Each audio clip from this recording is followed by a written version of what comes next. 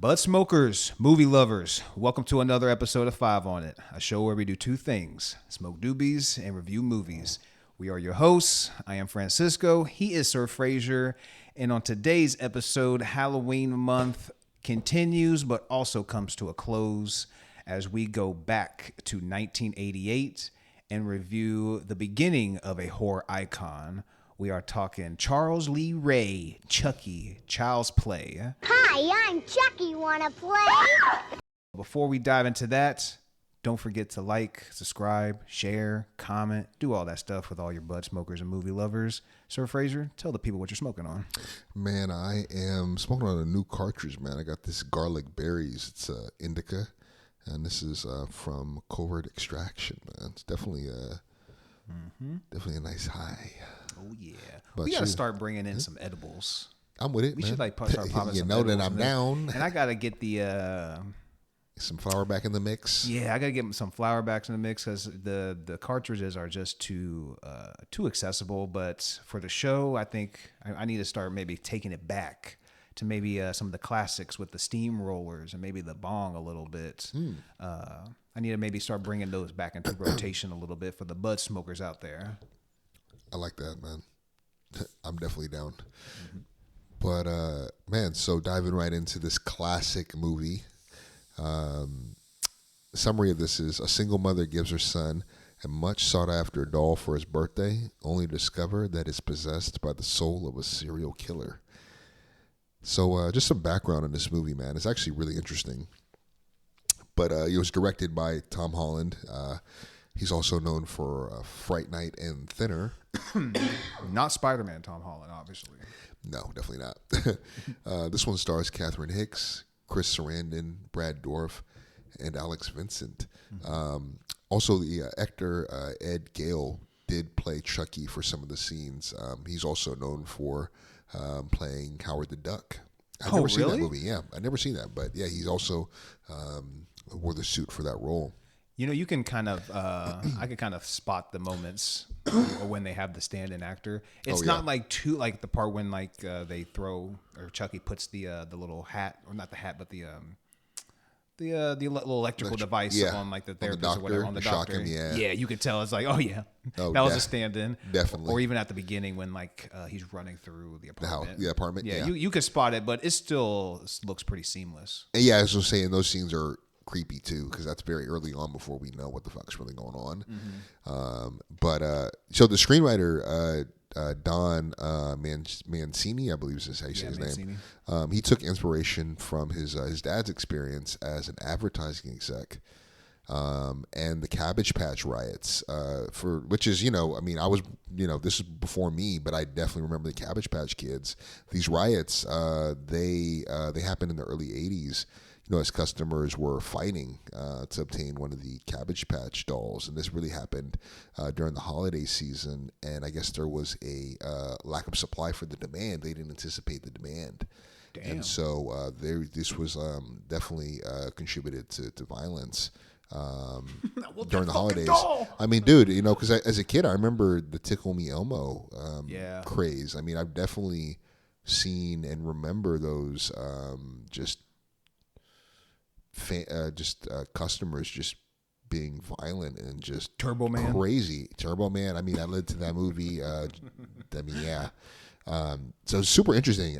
Just kind of contextualizing that, because it definitely tapped into those memories that I'd forgotten about just how crazed customers can be.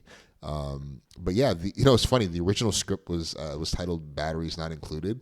But really? Yeah, but they ended up dropping it because another movie had that title. So they ended up moving on to Bloody Buddy before settling on Child's Play. Thank God. Yeah, well, because like one of the things initially, so with the final product of this movie, right? The producer David Kirshner, he kind of helped shape the final product, which led to rewrites and building the character of the doll around Chucky. Serial killer, instead of like a manifestation of Andy's like unconscious rage, like being an extension of him. So that was like kind of one of the things that they had changed up. But I thought it was also super interesting So Charles Lee Ray the name originated from Charles Manson, Lee Harvey Oswald, and James Earl Ray. Who's James Earl Ray? He's the one who shot MLK. Oh, damn. Yeah. Holy moly. Yeah. So I never even knew that. Holy shit. I had no idea that that's where the characters were kind of that's where the name for the character came from, which is like hella interesting. So I thought that was like kind of some background around this movie. One thing you definitely got to give a shout out to was just by the team of puppeteers who made Chucky come to life. I know that was led by Brock Winkless, I think is how you say his name. But I mean, the animatronics that they used. One thing that I saw was that in order to achieve like the kind of realism with Chucky's movement, the filmmakers actually built whole sets 6 feet above the ground so that puppeteers could operate Chucky from underneath the floor. Yeah, they showed like even like towards like the final scene when he's all burnt up and stuff, like one of the actors holding like his feet and moving and stuff. And then when they show the scene, it's like it's all cut off. Yeah. Like so it's like there's somebody holding his feet right there and everything. Yeah. I mean, but it takes a whole team of people to bring Chucky to life. Even they showed. I mean, it's a great way to show like the character of Chucky, but they have all the heads of Chucky. Oh yeah. And they show like how it starts, and then by the end of the movie, and how it becomes more human like, and like the face looks like just so shiny as a doll, like at the beginning and everything. Then progressively he gets more human and everything. I was like, yeah, the animatronics look great and the puppeteering is great on that. But it's also a great way in the like the writing and just like the effects as well. Just showing like the longer he's in that body, the longer he's going to become human, and that comes into play in the movie when he goes to see like even like the voodoo guy, the voodoo doctor. Something that I also read was that there was like a catcher's mask, like apparatus that they would use that somebody would wear, and that would manipulate Chucky's lips and jaw while the lines were delivered from, I guess, what was a recording of Brad Dourif in pre-production. And because I guess he was like also working on another movie, so there was like some conflict there. Yeah. But another thing that I saw, so John Lithgow was actually considered for the role of Chucky. Really? Yeah, I can actually do the voice of Chucky for or the voice Charles? of Chucky. For the voice of Chucky, yeah. John Lithgow? Yeah, I can kind of hear it. Man, because I've seen him in roles, like it's been a while, but where he's kind of played more sinister characters, like that one he did with Denzel Washington years ago. Which one was that? I was thinking of I think he was in the remake of I think it's called Pet Ricochet. Cemetery. Ricochet? Yeah, I haven't even heard of that. This was an old movie. John Lithgow, yeah. That was Ricochet, man. Dropped in 1991. It's an old movie. Oh, damn. He plays a fucking dark villain in that movie. But that, I mean, so I have seen him in. I only bring that up because I've seen him play these kind of menacing roles. So I could definitely hear it if he taps into it. Well, yeah, if he's mainly going to use his voice and everything. I don't know. I guess I could see that, but Brad Dourif over the years, I mean, the voice of Chucky has become so iconic. Yeah, I think that's all we know, really. Yeah. Yeah, I mean, when people think about like the horror icons that have the most personality, it's Chucky and Freddy Krueger, and both of those characters are. I mean, Brad Dourif is synonymous with Chucky, and Robert Englund is synonymous with Freddy. And so, like, to even think about anybody else playing them, yeah, it's tough. It'll be tough. But John Lithgow is an amazing actor, so I'm sure if he got the role by this time, he'd probably be in the same way. But Brad Dourif has done that character, Yeah, he's done it justice. I mean, he is Chucky. So something I did want to point out. So after the production, the first rough cut was shown to a test audience, and the original version was around 2 hours. But some of the earlier feedback was that they showed too much of Chucky, and something that Kirshner was trying to really impress upon Holland was that we should show less. Think, you named it, Jaws and Alien show less. Less is more. We come back to the two of the greatest movies. I'm with you on Alien. Jaws, I'm like, Jesus. Hey, Masterpiece. Your Jaws is my John Wick. Oh, no. Oh, man. My ears. But I think that was a great note to make. Because even like when the first kill happens, we don't see anything. You don't see anything. You just see a bunch of movement, and you could think it's Andy because even you see the footprints on the stuff. I mean, you know the doll's going to eventually come to life, but they're not making it explicitly clear. They're just kind of keep everything in the shadows. A little bit. Dude, when I obviously it's hard for me to go back to when I first watched it, but when I just rewatched it, I was thinking like. I totally forgot that chick in the beginning, or not the beginning, but like the first kill. I totally forgot that she got hit in the head with a hammer. Yeah. At first I was like, how dumb is this bitch that she just got scared and she just fell out of a window. She was like, oh, and then just crashed. Hella dramatically. Bro, I thought it was just going to like be like how that was going to immediately going to be a negative for me, like the first kill. Just because I'm like, how did this bitch just got frightened and fell out of a window? But then when she gets whacked with the hammer, I was like, oh. I totally forgot about that part. Yeah. I love, this movie, the way that it opens up, right, is that the detective. The chase. The chase, right, with Charles Lee Ray, who's, serial killer, and Capoto, the detective. I'm sorry, not Capoto. Capoto is his partner, but Detective Norris. He, he's chasing him. He ends up getting mortally, like, wounded. He ends up, getting shot. Mm-hmm. And... his partner, Eddie, flees, so he's kind of all alone. And he ends up, with his dying breath, he ends up performing like this voodoo chant and transferring his soul into a good guy doll. Mm-hmm.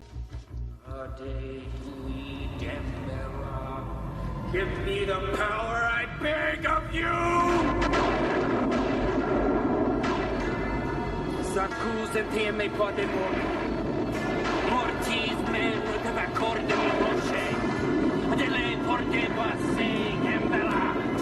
And who should come across this good guy doll? This poor widow, Karen, single mom, raising her 6-year-old boy with this douchebag of a boss who's trying to, get her son, what all the kids wanted, the good guy. Dude, when I'm watching that interaction with like the boss and everything, I'm like, can a job really do that? Just like force you, just be like, hey, you're staying here, or after your shift, you're covering for this other person. Too bad. I'm like, that just can a motherfucker really do that? Yeah, for real. I don't know. I'll be like, bitch, I'm doing my shit. To my union. I know. I'm like, bitch, I'm covering my shift and my shift only. You can't tell me I'm gonna cover somebody else's shift. Fuck you. You better come with triple or quadruple pay or some bullshit. He said, I'm in charge here. I had to bang him. I said, do you feel in charge? The fuck? Dude, but then like that's what leads us into like this back alley deal first, to get the doll. Well, first, I want to make a quick note. It's like, God, Andy is going to end up being on my negative side. He is a kid. I get it. But his acting was not very good. And when you go to like the kid Andy's making his mom a little bit of breakfast in bed, making her the most disgusting breakfast in bed. It's like, dude, you just literally burnt the toast. You threw the cereal's okay. I'm not sure what type of cereal that was, but okay, I'll let it slide. Milk. Way too much milk. And nowadays you probably use 2%. That's going to give me the runs. I got to use almond milk, unsweetened. I'm an oat milk man. Unsweetened vanilla almond milk on that shit. But you burnt the toast and you put a brick of butter on that fucking shit. When have you ever seen breakfast made that way, Andy? Whenever you in your life seen your mother make breakfast like that. You watch too much TV. I know you ain't seen no breakfast commercial like this here. Bro. And when he's putting all this sugar in the cereal.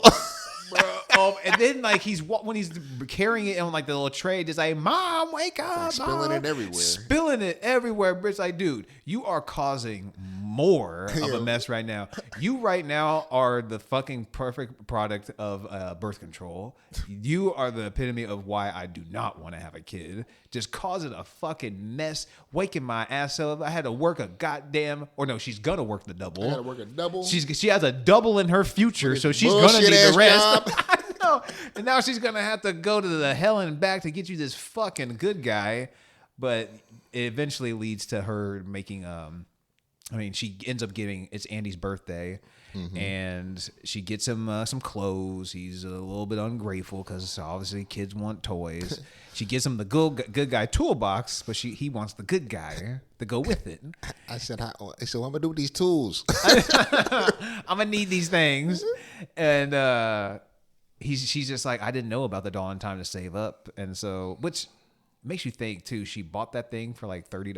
I'm like, girl, you work I'm looking at your place. I'm looking how you're dressed. $30 for this doll, and you were just like, she was gonna, or like the guy originally said 50, and like she was like 10, and then like they had settled on 30. And I'm like, bitch, you really tripping over $30? You had to save for $30? I'm like, oh, I don't know what this bitch. I don't know what she's doing on her little. She's side. a single mom, brother. Bro, she must be spending her money on drugs or something. She might be playing with her nose. Where's all that money going? Where you're tripping over like anywhere between $10 to $50? She said, I Come need on my now. medicine. Where you got that nice cashmere coat on? Fuck off. But she ends up getting the Chucky doll from the sketchy dude, and she takes it home. Andy loves it. Everything's going great. Something about that doll is going to turn up when Andy's mom checks out a little bit later. We'll get into that. Yeah, when Maggie comes, Maggie is Karen's coworker when she comes over to babysit Andy. It's so funny because when the news segment comes on about Charles Lee Ray being gunned down, and Dude, I love them that being scene. It was being so the creepy. them like them talking about his partner Eddie. You just see Chucky's head turn. Yeah. Dude, it's like how like, and then he's like, Chucky wants to watch the 9 o'clock news. Just like Sure everything he with does. that. And then when she tucks Chucky in and Andy, and she goes back, and then the TV turns itself back on and just startles her. And then you see Chucky over there Sitting on the sitting there couch. watching it. Andy, are you brushing your teeth? Yes, Aunt Maggie. Good.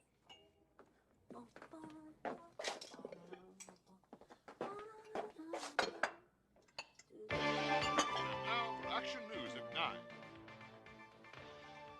In Washington today, the mayor replied that he would study the congressional findings carefully and have the Commission on Gang-Related Violence issue recommendations to him. Back to you, Steve. Thank you, Terry. In other news, police have now clarified the information regarding the escape of Eddie Caputo. Authorities say that Caputo managed to elude his captors while being transferred onto a prison bus on his way to court. Bro, after that, I don't know what I would have done necessarily, but it's because like you may have just been in total just like shock, I guess. Of just like, I know I turned that fucking TV off. Like, is this TV tripping out? But I know I put that doll She thought away. it was Andy. Yeah, she thought it was Andy, and so like part of me will just be like, what the fuck? But it's like that whole sequence was just so creepy with the news and everything. Just seeing what Chucky was like, just trying to listen on, knowing that Eddie Caputo got away. So he's like, oh, I gotta make a note of that. I gotta go find him. I gotta get him. I gotta go get that. I gotta go take care of that loose end. Yeah, and then when Andy's in bed, we see the door open, and this is a good thing about this scene, right? Because we don't really have any sense of who did what, right? But we do see like the doll run, or we see it run behind her when she's on the couch. Yeah. That was a creepy scene. Yeah. Like that, and then the chair being up against the door and unlocked. Very suspenseful. Like that was an early highlight for me. Yeah. Well, like how she ended up dying. I thought it was just it all. Like, I don't want to say it worked out, but it all made sense. Because, like I said, when I was going to it thinking like, oh, she just got scared and she just kind of fell out of a window. I was like, No way. Just like how everything was set up, like she's gonna be on alert, which like she kind of was just kind of like, what the fuck is going on? Yeah, and then the mom called. Yeah, and then so like she's just thinking like, all right, yeah, I'm just a little bit spooked right now. But then she just turns around and that fucking doll is just on the counter and she just gets taken by surprise. You just get whacked in the fucking head with a hammer. Yeah. So of course, like, so her death, I want to say maybe all the deaths kind of make sense in a way. I don't know. I have to like really think about it. But because when you think of Chucky, man, come on, man. Yeah. You would think like, if Chucky came at me, I'm gonna pick this motherfucker up and chuck him across the goddamn hallway. Like, hell no, this dude ain't killing me. But the way he just sneaks up on you and just kind of, he has an element of surprise. Yeah, exactly. Uses like his size to his advantage. Yeah, no, for sure, he definitely does. Pound for pound, right? I would still take him over damn near all the other horror icons. I mean, yeah. when you got Leatherface and Freddy Krueger and Jason, I think probably the next one in line would probably be Scream if you have that guy in there, because that's just a person too. Yeah. Who would be the last horror icon you'd want to tango with? The last? I think it'd probably have to be Michael Myers, maybe. If it's real life, it'd have to be Michael or Jason. I don't know. Jason's a big motherfucker. Yeah. They're both just stoic kind of dudes and got a lot of strength. I've seen motherfuckers unload on Michael and he still gets up. Jason punched that dude's head off. That's true. That's true. But we're getting into the weeds a little bit. Yeah, we definitely are. What was I going to say? So, after... I love the scene when the cops come to the house. They're investigating, trying to understand what happened. Karen comes home. She's just like, yo, what the hell?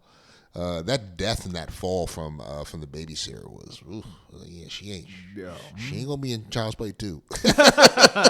She's not making the sequel. And then where Detective Norris is asking her, because for them, like, he's asking questions as though Andy's a suspect, and understandably so. Yeah. Well, because like we see like these shoe prints, these footprints on the table. Yep. Well, once like you see those prints, and then like you kind of thinking just like, all right, but then he sees like the PJs and everything, and then Andy starts like showing him like, oh, you got hammers and blah blah blah. He starts making the connection, but he's kind of thinking of it like it could be Andy, but he doesn't. It's like it's a kid. You don't really want to make that assumption. You're probably thinking like maybe she just somehow something weird happened here, but we just can't quite like pinpoint it on the kid. Yeah. But once Eddie Caputo, dude, they show, and the mom drops off Andy at school, and then Andy ends up skipping school because Chucky tells him to. He gets on the train and all that type of shit. Dude, that whole sequence was just pretty funny. Just with them riding on the train. Riding the train. He has a little cold doll. winter, Chicago winter. Oh my God, that was pretty funny. But they have to go to Eddie Caputo's little hideout, and that's when Chucky's what a shithole. Jesus. Oh yeah, most definitely. But even like how Eddie Caputo dies, I want to say the only death that I don't really like is maybe the doctor. How he gets like electrocuted and stuff. Yeah. Dude, because he gets shanked in the leg. Yeah. And then he gets the thing thrown on his head. But I'm like, dude, just take it off. What is that thing just latched onto your head? Is it glued on? I think it was like the pain of the voltage. But it wasn't on yet.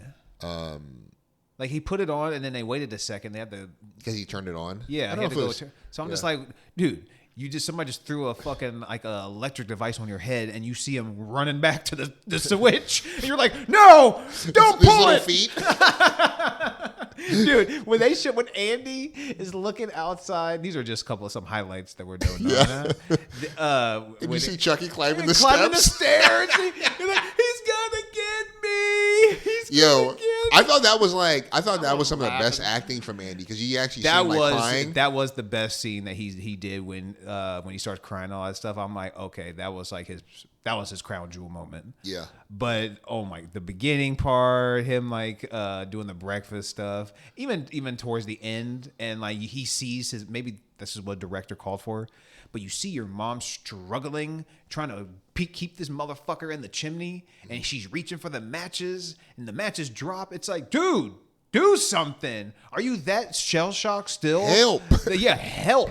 do something. Are you that shell shocked that you can't do anything? You can't help your mom out right now? It's like, oh my God, Andy. Like, I don't. Granted, that could be completely on the director. Maybe that's what they're going for and everything. Or just like the shock, I guess. Yeah, but I don't have too many like negatives to say about this movie. I really enjoy this movie. It is definitely. It's not my favorite Child's Play, but it's probably my second or third favorite. And all the Child's Plays are actually pretty solid up until maybe Bride of Chucky. But the acting by Andy is probably like maybe like the only thing I could really say negatively that like I really was like kind of like turning my eyes at. I was like, ugh. Well, I mean, I think with this movie, the highlight for me is Chucky. He's a funny character, but he also, he's like the villain too. And I think in this early version, they kind of did a good job of, it has like because nobody really knows what the hell is going on. You're it has like the kind of shock of just being the first of this franchise. And it does build that suspense pretty well. I think that the visuals and the puppeteer work for bringing Chucky to life was just, especially for that time, it was pretty dope. Definitely we got to give a nod to that. I'm trying to think some negatives for me. I remember as a kid being scared of this movie. Yeah, well, like dolls like that are just actually naturally just kind of creepy. Like I'm not afraid of them, but they're just like weird looking. But like how they build the mystery of just like at least they don't show Chucky coming to life like too often or at the beginning until like the very end. But once even like the detective, because things kind of get rolling like pretty quickly. Like the pace of the movie is pretty good. Because like Andy's doing his thing, Eddie Caputo and like the aunt dies. Well, not the real aunt, just the friend. They die kind of right away, and then all of a sudden Andy's locked up. Then Mike is having his encounter with Chucky, and Chucky's stabbing him through the fucking seat and shit. I thought that was like almost like a funny scene, just like hearing Chucky, because they obviously have had a past since that is Charles Lee Ray, and Mike is the one that ended up killing him in the beginning of the movie. And he swore, but before he ends up doing the voodoo, Charles swears that he's gonna get Mike and Eddie. Yeah, and they're on his list. And I think one of the good scenes for me, the highlight, because it also just kind of pieces together kind of more about Charles Lee Ray's background, is when he goes to his to see the voodoo man. Yeah. And he basically he wants to go. He goes to the instructor, John is his name, and he wants to know how he can. He tells him obviously that he transferred his soul, but he wants to know how to get out of that body, and that's when he learns that he's bleeding because he's becoming more human, and his soul will be trapped in that. And Chucky wants to figure out how to get out of that, and John initially refuses, and the voodoo doll scene where he breaks his limbs. Oh my God. Man, like the sound, man. I'm really big on sound. Visually, he tortures him with the voodoo doll. Ends up killing him to find out what he needs to do, and in order, basically, to escape the doll's body, he has to transfer his soul into the body of the first person that he shared his secret with, which is Andy. And I'm gonna be 6 years old again. Yeah. Can you believe it, dude? Chucky makes a note, or not makes a note, but he has a line where when he's talking to the voodoo guy, and he's just like, "You really shouldn't tell your clients where you keep these things and stuff like that." Might happen. That's why I prepared for it. What are you talking about? Your own personal mojo, Doc. Give me that. Sure. How do you want it? Broken leg? Ah! Shouldn't tell your customers where you hide things like this, John. Gets you in trouble every time. I'm like, to get you every time. Yeah. And I'm just thinking like, dude, why would you? Why would you tell him, A, why would you keep a voodoo doll of yourself around? And B, why would you tell anybody about it? Like, that's just fucking dumb. Stupid. Fucking dumb. But how does I'm thinking back of how scene played out.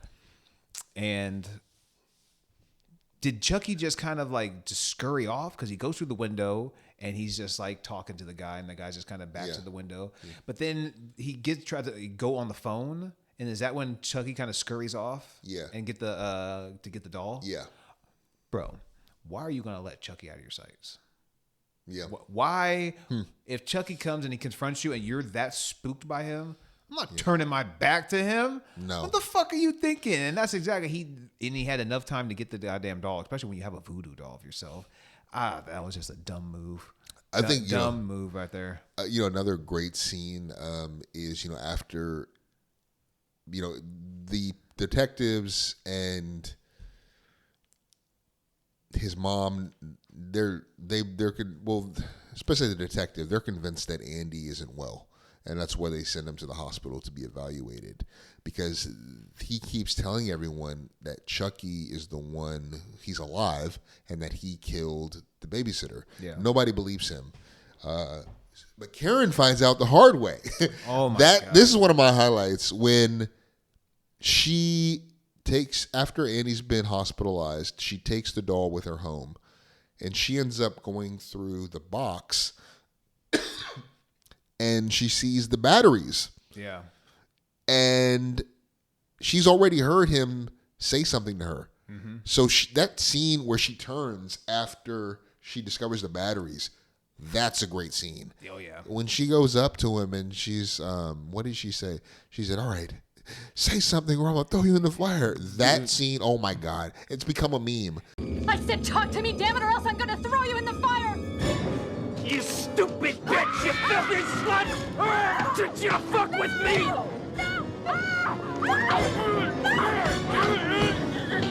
Dude, you stupid! I'll teach you to fuck with me. It's so good. I didn't catch the second and the third thing that he always says because I'm too busy laughing over the first thing that he says when she's you she's filthy like, slut. Now you better think I'm gonna talk or I'm gonna make you talk. Now you better say some goddamn it, I'm gonna throw you in the fire. You stupid bitch. You filthy slut. I'll teach you to fuck with me. Bro. And then you see his little legs kicking. Oh my God, dude. And then he bites the shit out of her. Yeah. But then, well, that's a great scene. That's a really great scene. How they don't touch on this in the first movie. They touch on this in, they've had a bunch of Child's Play movies. They even have like a series. I think that's been like 3 seasons, I want to say.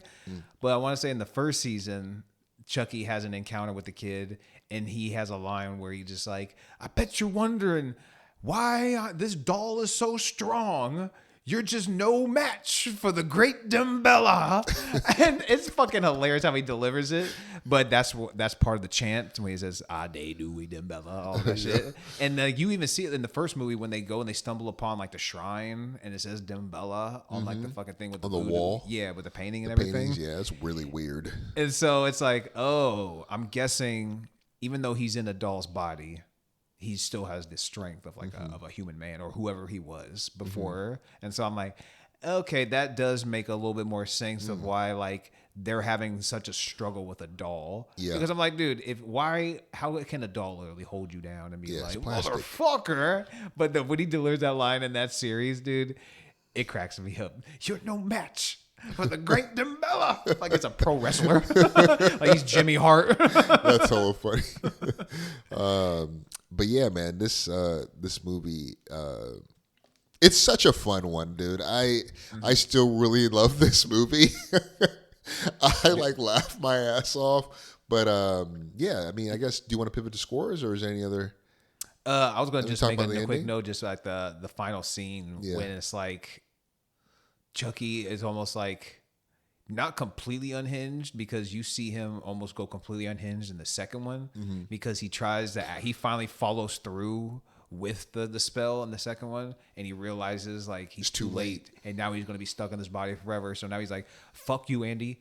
I don't need to keep you alive. I'm just going to go. I'm going to try to kill your ass now. But in this first one, he gets a little bit crazy towards the end, especially towards Mike and the mom and everything. He gets all burnt up, but he delivers another iconic line that just can't go missed when Andy and the mom trap him in the fireplace And then Andy or Chucky's going crazy, but then he just tries to be all sweet. We're friends to the end, remember? This is the end, friend. Yo, the switch up was crazy. Bro, went from sour to sweet or sweet to sour on the drop of a hat, man. Yeah. It was such a funny Killed line, me. but you see him getting burnt the fuck up. But then Chucky just keeps on coming. Even when he gets dismembered, he still keeps on fucking coming. And even the detective that comes in, oh, I told you there needs to be a ringer. I'm always going to say something. But the detective, not Mike, but the other one that comes in, he still doesn't believe it until he starts to get choked up by Chucky, and then the head is pretty much being like, choke him, kill him all. And they finally end up killing Chucky because you have to shoot him in the heart. They shoot him, they kill him, and they have a nice line, the detective, when Mike is like, you finally believe me? And he's like, yeah, but who's going to believe me? And so it's almost that thing where it's like, nobody's going to believe you in any of this shit that actually happened. You got to see it. Yeah, you got to see it to actually believe it. But that just goes to how you're going to get even more Child's Play movies. You can fucking burn him up. You can dismember him. No matter. You're no match for the great Dembella because he always comes back. But like he says in Bride of Chucky, but Diane is such a bitch. Mm-hmm. Now we could pivot to scores. Yeah, I mean, oh man. For me, I'm landing on a 3.5. This movie is it's fun. It for me it ages well. Actually, I don't know that I would have expected that. It's been a while since I've seen this movie, but it does age well for me. There's also the nostalgia. And also it launched, what's been, pretty successful franchise. I mean, it's had multiple movies. It's had TV series. It's had remakes. I didn't see the remake. Aesthetically, it didn't look good at all. It's got moments. Mark Hamill does a voice, so the voice is pretty good. But okay. The movie itself is just, it's okay. But you can't live up to this icon. I'm landing on a 3.5, man. How about you? Well, I think I'm going to have to go with a 4. Oh, okay. Because I think, at least for me, like, even though I don't go back to this Child's Play too often, I do thoroughly enjoy watching this. Just like those two iconic scenes, like that third act is so legendary. Like from like when the mom like really starts finding out about Chucky, it's just like really like the movie even gets turned up just even another notch for me. And that happens like relatively fast. Like this movie isn't long at all. It's a pretty fast watch. And so, this is the beginning of like a horror icon of Chucky and everything. He's lived on for. This movie came out in '88 and is still going strong. I want to say like, I think I would have to put this one as my third favorite Child's Play. Child's Play 2 is still my favorite. Then probably Bride of Chucky. Oh, okay. Then this one. But this one and Bride of Chucky sometimes like kind of like flip-flop. Child's Play 2 is still the best Chucky for me. So even though we are reviewing this, you also should go out and watch Child's Play 2. You get an iconic score, in my opinion, with that, and then the horror genre. Yeah. And you get some of the kills get amplified. The setting gets amplified with like the toy store. Even the actor that plays Andy, he does a better job because now this is his second time around. He's got a little bit more seasoned. Yeah, more seasoned. Even like some better characters with the teacher, even like the foster family. You get another iconic character. I can't even think of her name right now. His sister in that movie. Fuck, what's she does her his foster sister. Yeah, she kills it because she comes in. They reprise their roles like in the series. But all in all, this movie is definitely a standout for me. I'll give it a 4. That's what's up, man.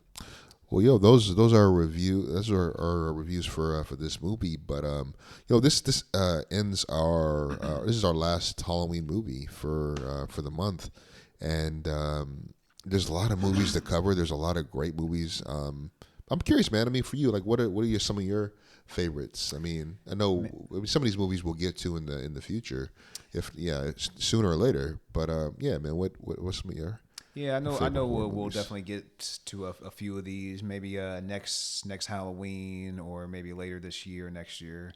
But some of the ones I watched year in, year out, for me, a couple that stand out are 3 right off the rip: Nightmare on Elm Street, The Return of the Living Dead, and Drag Me to Hell.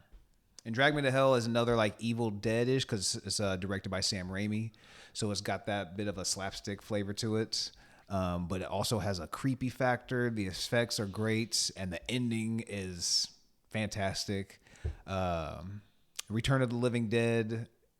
That movie is such a classic for me. Like, and that movie has like a legendary like ghoul, goblin, zombie, because this dude looks fucking like ridiculous. When you see it, you'll be like horrified. And you got a young what's his name, dude that plays Juwanna Mann, played Biscuit in Life.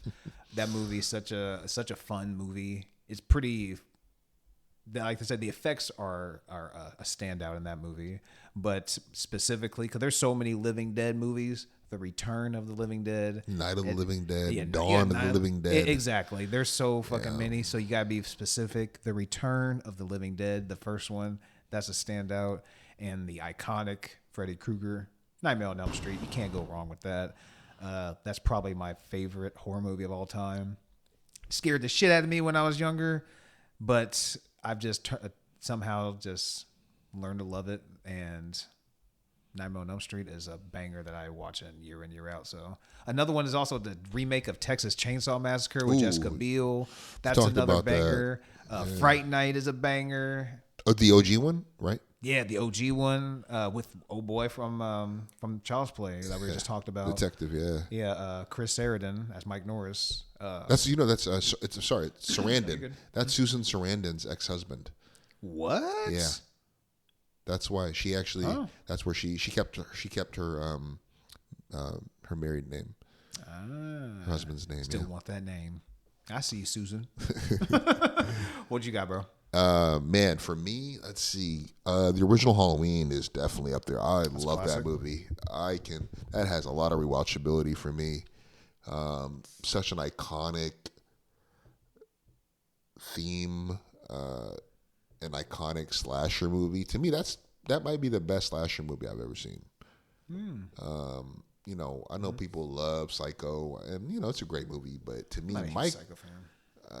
I appreciate it. It's not even my favorite Hitchcock movie, but it's a good movie. But I mean, like, to me, this movie just took it to another level. Like that kind of supernatural element of Michael Myers.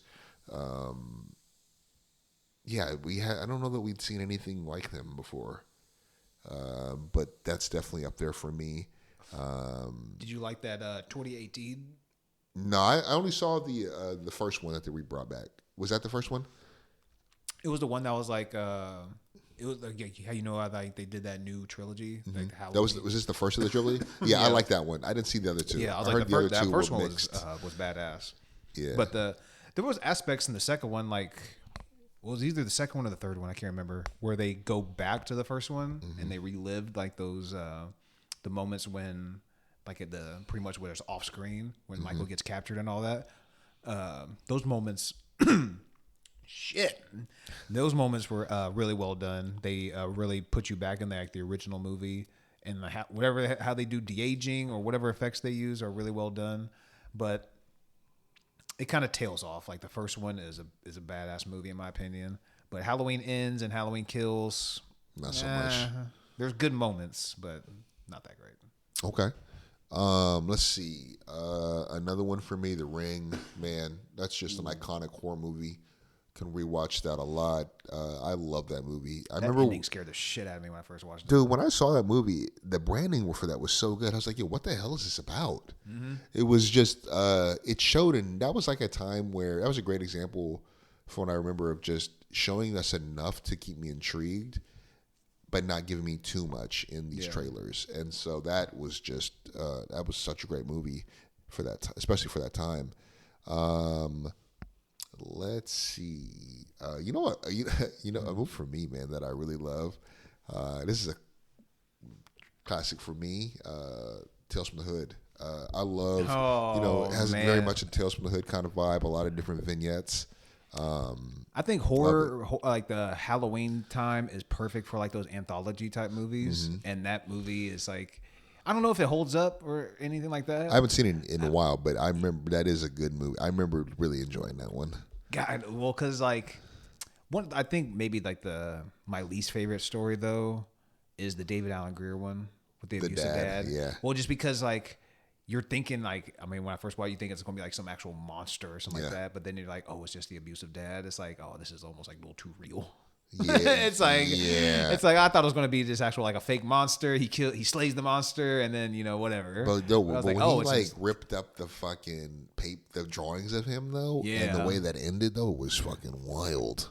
But the voodoo doll one, oh yeah, that doll is still so fucking creepy. Yes, and then how like he keeps going back to the painting, and then it gets more dolls are gone. Oh my god, man! Very trippy. Even the one with the cop, or the black cop. Oh, that was hella creepy, dude. I want to say like I may actually go back to the house and watch this shit. It's a good movie, dude. Bro, from what I remember. Yeah, just because like I'm just thinking of like the makeup and everything, and I'm gonna say like things might still hold up. Like, and story wise, that's not too bad, dude. And then you're ending with such a funny ass line when shoot that motherfucker.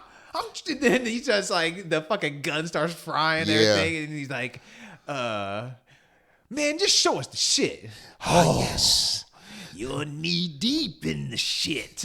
Bro, that actor is this such a ain't fucking no funeral home. Oh my god, bro. That if you guys have not seen Tales from the Hood, it's a classic. It's a classic. Just open up your mind a little bit. It's an anthology. It's like, these three dudes break into this funeral home because they think there's money there or some shit like that. And the guy is like telling them 3 stories along the way. And then by the end of it, the whole finale wraps up with everything. Good twist.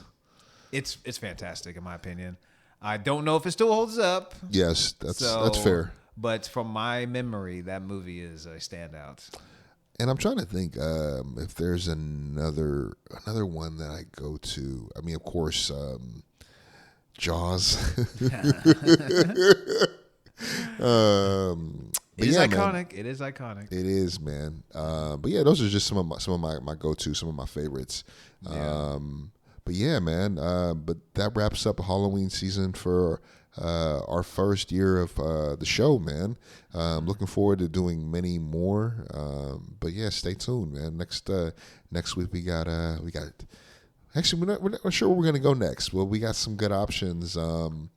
We've talked about maybe checking out Pulp Fiction. It's the 30th anniversary of that classic. Man, we could go the animation route. I've heard really good things about that Transformer movie. All Transformers 1. I've heard nothing but great things. Even like the Wild Robot, I heard that was really good. Yeah. I mean, this won't be the end of horror, but it will be put on the back burner for a bit. Saturday Night, that's another one that's out in theaters right now. That looks very promising. Been reading good things about that.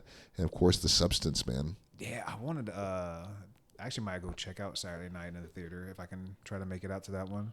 Yeah. Because that's like the episode of The Bear when like they overbook themselves and shit because of the printer and everything, and things are just so fucking hectic. I just want to see just like the chaos of how they film it and everything like that. Yeah. So that's going to be interesting to watch. No, for sure. But thank you for joining us for this week's episode, man. We'll catch y'all next week. Peace.